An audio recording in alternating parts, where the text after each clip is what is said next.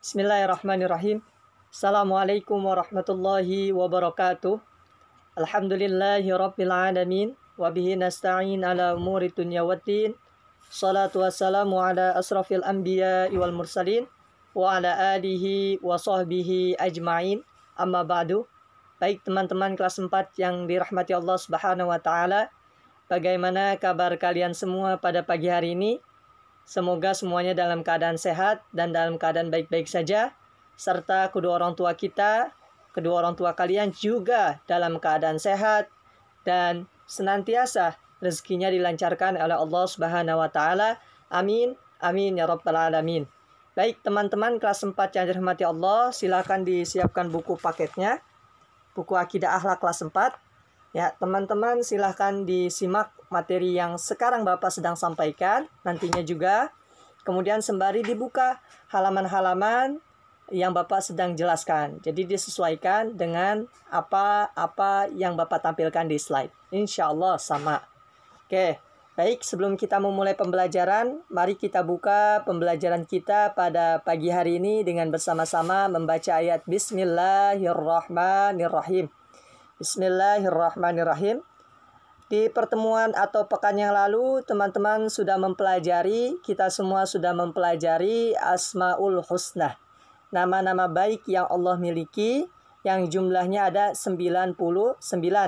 Namun yang kita pelajari di semester 1 hanya 3. Ya, kemarin yaitu Al-Malik, Al-Aziz, dan Al-Quddus. Ya, tentu hal-hal yang bisa kita teladani dari sifat-sifat Allah tersebut, mari kita berusaha untuk meneladaninya. Ya, demikian. Dan kalian juga telah menyelesaikan uji kompetensi baik bagian 1 maupun bagian 2 yang Bapak minta. Alhamdulillah, terima kasih sebagian besar sudah mengerjakan. Nah, adapun pada hari ini insyaallah kita akan mempelajari di bab yang terbaru, yaitu seputar beriman kepada kitab-kitab Allah. Jika teman-teman perhatikan dari ilustrasi yang ada di gambar ini, maka kita melihat bahwasanya ada seorang muslim sedang membaca kitab Al-Quran. Ya, kitab Al-Quran. Tentu agama yang dianut oleh orang tersebut pasti orang Islam. Ya. Kemudian sudah seyogianya dan seharusnya kita sebagai seorang muslim untuk beriman kepada kitab-kitab Allah, sekaligus bukti keimanan kita yaitu dengan membaca Al-Quran. Ya, dengan apa Pak? Membaca Al-Quran. Ya, tiap tadarus pagi kita baca baik surah Al-Lail, Asy-Syams maupun Al-Balad. Ya, ketika kita ngaji kita baca, kita mulai dari Iqra untuk tahapannya atau metode yang lain, kemudian kemudian dilanjut dengan Al-Quran. Nah, maka itulah salah satu bentuk kita mengimani kepada kitab-kitab Allah. Jadi bukan hanya kita yakini saja, namun kita juga mempraktikkan, mengusahakan, serta mempelajari apa-apa yang ada di dalamnya. Nah, aku ingin tahu apa yang dimaksud dengan iman kepada kitab Allah. Ya, tentu iman kepada kitab Allah adalah meyakini kitab, meyakini Al-Quran yang telah diwahyukan ya dari Allah melalui malaikat Jibril kepada Rasulullah SAW, kepada Nabi Muhammad, kepada manusia yang sempurna. Ya. Nah, demikian dan kita mesti meyakini ya, karena iman kita tentu ya ada 6, iman kepada Allah, ya, kemudian iman kepada kitab, iman kepada Rasul, ya, dan selanjutnya. Ya, demikian. Jadi sudah seharusnya kita meyakini terhadap kitab-kitab Allah. Pak, bagaimana kalau saya meragukan? Maka kita harus bersyahadat lagi. Ya, jangan sampai kita meragukan apa-apa yang ada di dalam Al-Quran, apa-apa yang ada di dalam wahyunya Allah Subhanahu wa Ta'ala. Oke, baik sedikit Bapak revisi tadi ya untuk urutan iman kepada Allah, iman kepada malaikat-malaikat Allah, iman kepada kitab-kitab Allah. Ya, jadi tahapannya seperti itu. Iman kepada Allah, iman kepada malaikat, iman kepada kitab-kitab, kemudian iman kepada rasul-rasul, hari kiamat, dan iman kepada qada dan qadar. Ya, tadi ada bagian yang tidak tersusun di awal, mohon maaf. Ya, kemudian ada berapa kitab yang diturunkan oleh Allah Subhanahu wa taala kepada nabi dan rasulnya? Nah, untuk kepada nabi dan rasul itu jumlahnya ada 4. Baik kitab Taurat, kitab Zabur, kitab Injil, dan kitab Al-Quran. Mari kita mempelajarinya lebih dalam. Oke, di sini teman-teman yang dirahmati Allah Subhanahu wa taala, bahwasanya iman kepada kitab-kitab Allah menjadi bagian rukun iman. Sebagaimana tadi yang Bapak sampaikan maupun Bapak sebutkan. Dan iman kepada kitab Allah adalah urutan yang ketiga. Ya, urutan yang ketiga. Nah, kemudian adapun urutan wahyu dari yang diberikan oleh Allah Subhanahu wa taala, bahwasanya Al-Qur'an itu adalah urutan keempat. Ya, jadi jumlah yang diwahyukan oleh Allah kepada para nabi dan rasul itu ada 4. Ya, yang pertama kitab Taurat, kitab Zabur, kemudian kitab Injil, dan kitab Al-Quran. Nah, kita sebagai seorang muslim, maka kita yang ini nih, kitab yang keempat, kitab Al-Quran. Kitab Al-Quran, kitab suci tersebut. Nah, oleh karenanya teman-teman diharapkan bisa mengetahui serta dapat menghafal ya, nama-nama kitab tersebut, dan siapa sih yang menerima dari kitab-kitab tersebut, siapa sih nabi dan rasul yang menerima kitab-kitab tersebut. Oke, yang pertama kita bahas dahulu seputar iman kepada kitab-kitab Allah. Ya, silahkan bisa diperhatikan. Jadi, iman kepada kitab-kitab suci tentu sebagai di dalam agama Islam merupakan hal yang tidak dapat terpisahkan dengan iman kita kepada Allah. Ya, iman kepada Allah, iman kepada malaikat, iman kepada kitab-kitab, ini semua tidak bisa dipisahkan. Ya, teman-teman harus meyakini secara bulat. 6-6-nya harus diyakini, harus diimani ke-6-6-nya. Ya. Nah, adapun yang membawa risalah-risalah atau kitab-kitab tersebut, ya, Allah Subhanahu wa taala menitipkan kepada para malaikat, kemudian para malaikat menyampaikan risalah dari Allah itu baru kepada para nabi dan para rasulnya, sebagaimana Nabi Muhammad SAW, Allahumma salli wa sallim wa barik alaih, bahwasanya beliau ya mendapatkan risalah dari Allah melalui malaikat Jibril alaihissalam. Ya. Nah, adapun tentu ketika Rasulullah, ketika para nabi mendapatkan wahyu tersebut, mendapatkan kitab tersebut, maka ia memiliki kewajiban. Mereka memiliki kewajiban untuk memberikan hidayah kepada masyarakat sekitarnya dan juga memberikan rahmat bagi manusia di sekitarnya. Ya. Oke.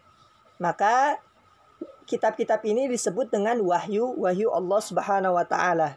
Ya. Baik, adapun firman dari Allah Subhanahu wa taala Bapak bacakan. A'udzu billahi minasyaitonir rajim. Bismillahirrahmanirrahim. Ya ayyuhalladzina amanu aminu billahi wa rasulihi wal kitabil ladzi nazzala ala rasulihi wal kitab ladzi anzala min qabl wa may yakfur billahi wa malaikatihi wa kutubihi wa rusulihi wal yaumil akhir faqad dhalla dhalalan ba'ida. Yang artinya, wahai orang-orang yang beriman, tetaplah beriman kepada Allah dan tetaplah beriman kepada Rasul Allah. Ya, dan kepada kitab yang Allah turunkan kepada para rasulnya, serta kitab yang Allah turunkan sebelumnya. Ya, siapa saja yang kafir kepada Allah, malaikat-malaikatnya, kitab-kitabnya, rasul-rasulnya, dan hari kemudian, maka sungguhnya orang itu telah sesat sejauh-jauhnya. Maka ketika kita percayai rukun iman ada 6, maka 6-6-nya harus kita percayai. Jangan sampai, Pak, saya percaya ini cuma 1-5, saya nggak percaya tentang takdir, ya, qada dan qadar. Maka kita sudah jauh dari Allah. Ya, jangan sampai, nauzubillah. Ya, harus kita meyakini secara keseluruhan, secara semuanya. Ya, Nah, adapun yang tadi Rasulullah Shallallahu Alaihi Wasallam, ya Rasulullah menerima kitab-kitab tersebut, maka beliau berkewajiban untuk memberikan hidayah kepada manusia-manusia yang ada di sekitarnya. Ya, demikian teman-teman yang dirahmati Allah Subhanahu wa taala. Maka kita harus meyakini semuanya. Ya, rukun iman yang 6 itu. Nah, diantaranya yang kita pelajari yaitu iman kepada kitab-kitab Allah. Kita harus meyakini. Pak, saya meyakini Al-Quran saja. Saya tidak meyakini kitab-kitab sebelumnya yang kita lagi pelajari nih. Ya, kitab Taurat, kitab Zabur, kitab Injil. Ya, teman-teman, semuanya adalah kitab-kitab Allah yang benar. Ya, jadi di sini di dalam ayat ini Allah memerintahkan kepada kita juga mempercayai kitab-kitab sebelumnya. Maksudnya apa? Ya, kita menerima, kita sekarang sebagai seorang muslim, ya, ada kitab Al-Quran. Nah, sebelum Rasulullah diutus, maka ada nabi-nabi yang lainnya, yaitu seperti Nabi Isa alaihissalam yang diberikan wahyu kitab Injil. Nah, kita harus mempercayai. Ya, memang untuk saat ini kitab Injil itu ada beberapa banyak mengalami perubahan. Namun tetap kita percayai bahwasanya kitab Injil yang disampaikan atau diberikan oleh Allah kepada Nabi Isa alaihissalam adalah masih benar semua.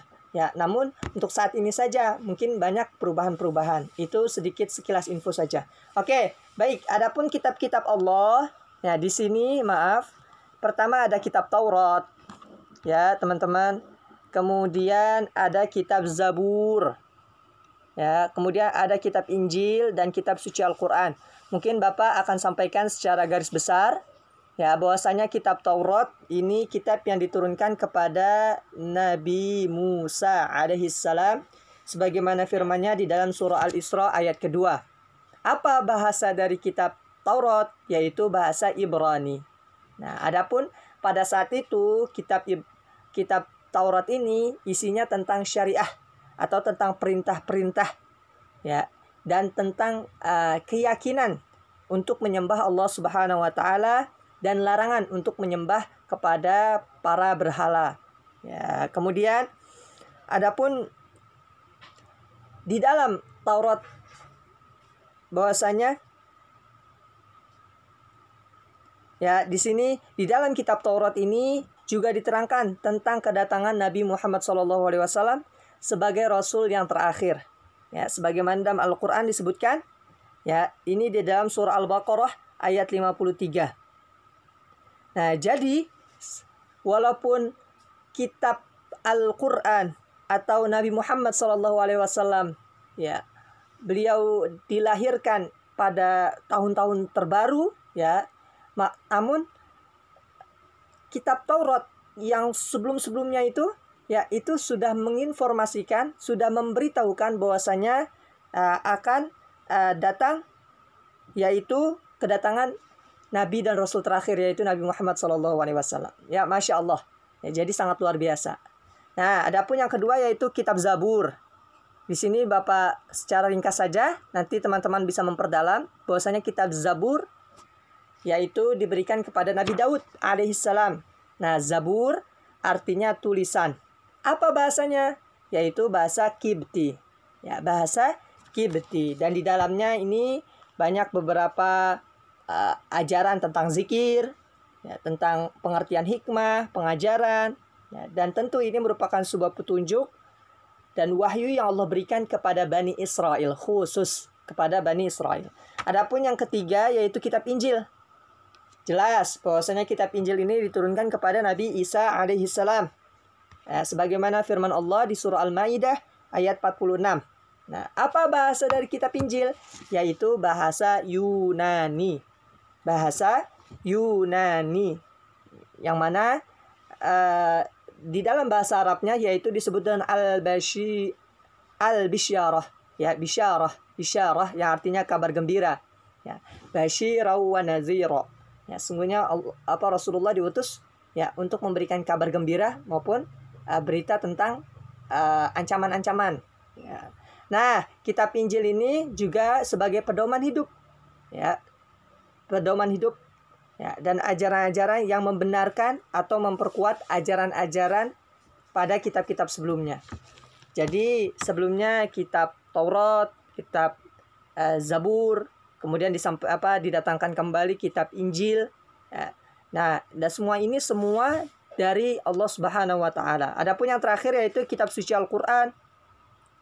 Nah, kitab suci Al-Qur'an, teman-teman perlu ketahui dahulu, Al-Qur'an artinya bacaan atau sesuatu yang dibaca. Ya, dan Al-Qur'an sudah jelas bahwasanya kitab suci umat Islam, kitab suci agama Islam. Kalian seorang muslim, bapak seorang muslim, orang tua kalian seorang muslim, maka kitab sucinya sama, yaitu Al-Qur'an. Ya, dan kita yakini bahwasanya Al-Qur'an merupakan rukun iman.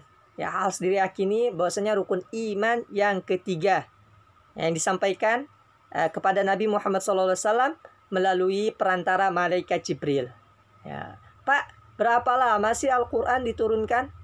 Ya, berapa lama sih Al-Qur'an diwahyukan dari malaikat Jibril kepada Nabi Muhammad, yaitu kurang lebih selama 22 tahun, 2 bulan dan 22 hari.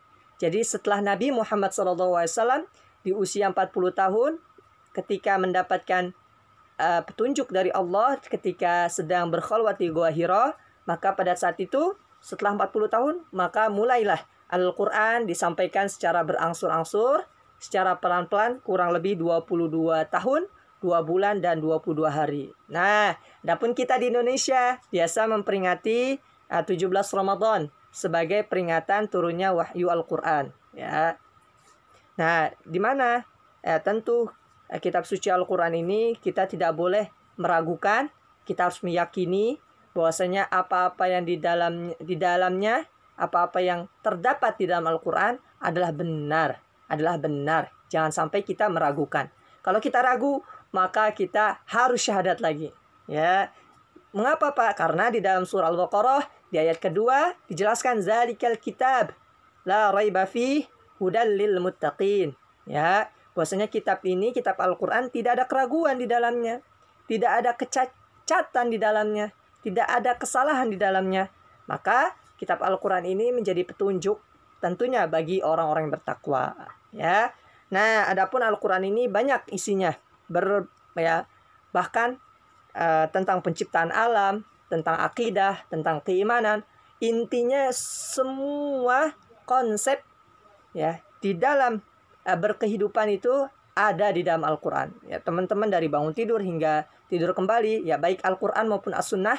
Ya, jadi ini ada petunjuknya dari Al-Qur'an, sehingga kita sebagai seorang muslim sudah seyogianya mengikuti petunjuk-petunjuk atau pengajaran-pengajaran yang ada di dalam Al-Qur'an, baik dalam bermasyarakat, bernegara, maupun tentang beribadah kepada Allah. Nah, Al-Qur'an memiliki banyak nama. Ada Alkitab atau disebut dengan kitab, sinonim. Al-Furqan, yang artinya pembeda, ya, karena tentu jelas, ya. Kemudian membedakan mana yang hak dan mana yang batil, mana yang salah dan mana yang benar. Al-Mau'izah, yaitu merupakan menjadi pelajaran maupun nasihat, karena dalam Al-Qur'an banyak nasihat-nasihat yang Allah berikan, baik dari kisah-kisah, yaitu semua menjadi pelajaran. Kemudian Al-Hikmah, ya, menjadi kebijaksanaan. Ya, kemudian Asy-Syifa, menjadi obat. Ya, maka tidak jarang ketika orang sakit maka dibacakan ayat-ayat Al-Qur'an, dan diharapkan tentu menjadi obat untuk kesembuhan orang yang dalam keadaan sakit. Kemudian Al-Huda, jelas menjadi petunjuk, menjadi arah bagi kita, menjadi penerang bagi kita dalam berkehidupan. Ya, oleh karenanya teman-teman, kita semua berharap bahwasanya kita sebagai seorang muslim meyakini kitab suci Al-Qur'an, ya, bahwasanya Al-Qur'an itu tidak ada kecacatan, bahwasanya Al-Qur'an itu adalah kitab yang sempurna. Nah, adapun bagaimana kita meyakininya, bagaimana kita mengimaninya? Nah, salah satunya yaitu dengan kita sering-sering membaca Al-Qur'an di dalam kehidupan kita. Ya, teman-teman sering-sering bertadarus setiap pagi. Ya, kalau bisa tanpa disuruh orang tua, inisiatif, kesadaran. Ya, demikian. Kemudian tentu semua itu merupakan bukti bahwasanya kita mengimani kitab suci Al-Quran. Demikian yang bisa Bapak sampaikan. Kurang lebihnya Bapak mohon maaf. Ya, kurang lebihnya Bapak mohon maaf yang tadi Bapak sampaikan apabila ada kata-kata yang kurang tepat atau salah. Wabillahi taufiq wal hidayah. Assalamualaikum warahmatullahi wabarakatuh.